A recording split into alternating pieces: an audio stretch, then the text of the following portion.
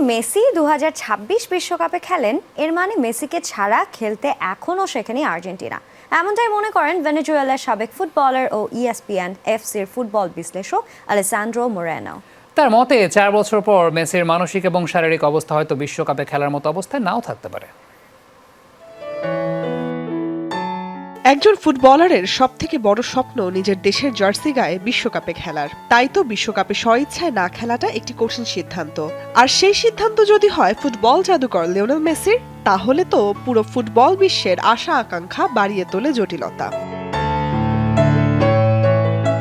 আর্জেন্টিনার বিশ্বকাপ জয়োৎসব এখনো চলছে বিশ্বজুড়ে।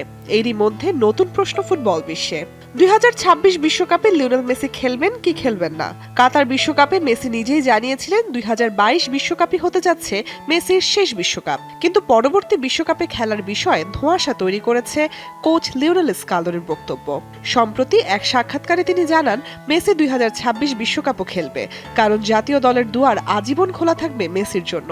আর এমন বক্তব্যেই আবারও সরগরম ফুটবল বিশ্ব।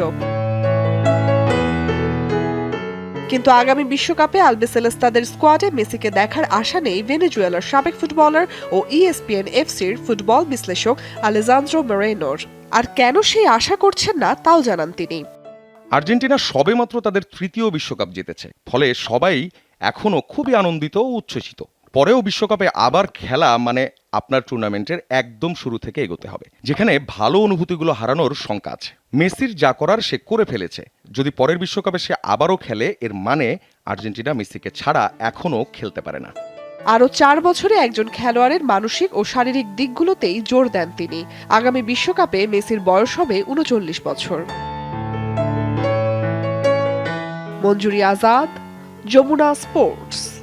সিলন ফ্যামিলি ব্লেন্ডের কড়ালিকার আর সতেজ স্বাদের পারফেক্ট ব্লেন্ডে স্বপ্নেরা মেলুক টানা।